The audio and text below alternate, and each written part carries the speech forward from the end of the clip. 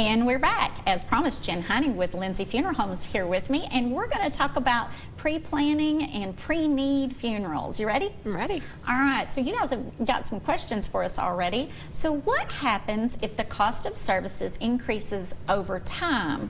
Like if I prepay, is the plan guaranteed to cover all the costs at the time of need?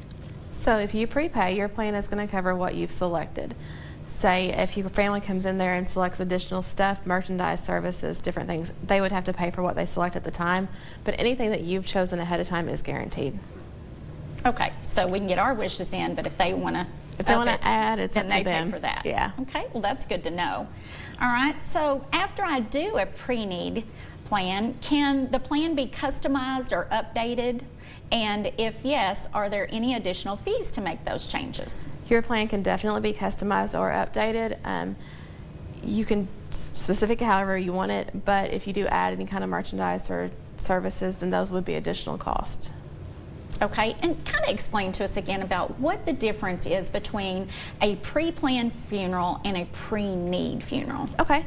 So on a pre-planned funeral, you're basically documenting what you want. You're choosing the type of service, your location, your songs, your readings, things like that. It's basically about making your wishes known to your family and to the funeral home.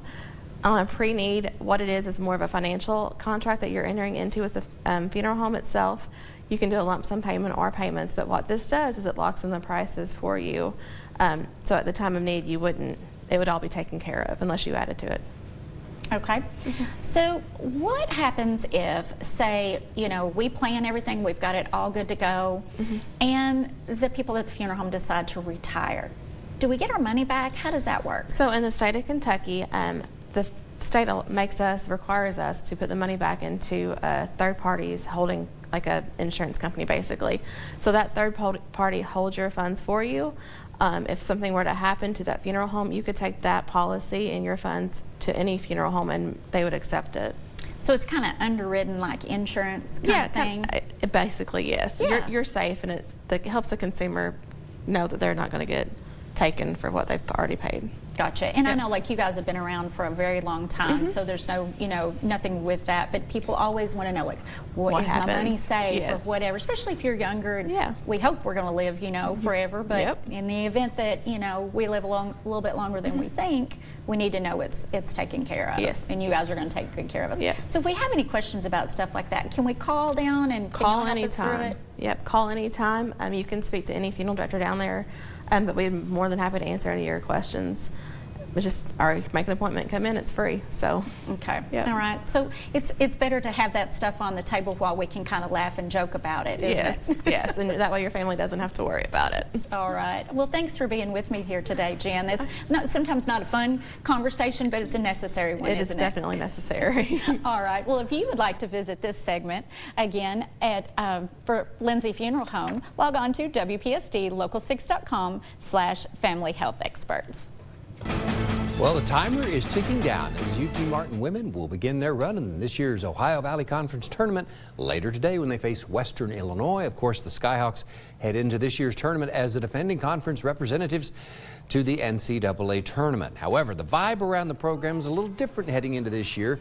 This season can be best described by head coach Kevin McMillan is inconsistent. The Skyhawks have not won more than 2 games in a row all season. And now, faced with the task of winning 4 games in 4 days, well, McMillan believes they can do it, but it will be very tough. The Skyhawks face Western Illinois this afternoon at 3. Well, hang on to your hats and bundle up this afternoon. Feels like winter, 41, some of us in the upper 30s. A sprinkle, a flurry or two out there, and still some gusty winds through the rest of the afternoon. Sunshine is back tomorrow. Still kind of cool, 51. Thankfully not as breezy. Some 60s on Friday. A little cool and cloudy, 52 on Saturday. But overall, the weekend, not too bad. 62 on Sunday. Early next week looks awesome. We've got 70s and sunshine back in the forecast for Monday and Tuesday. So it is going to be feeling like spring heading into next week. Looking forward to that.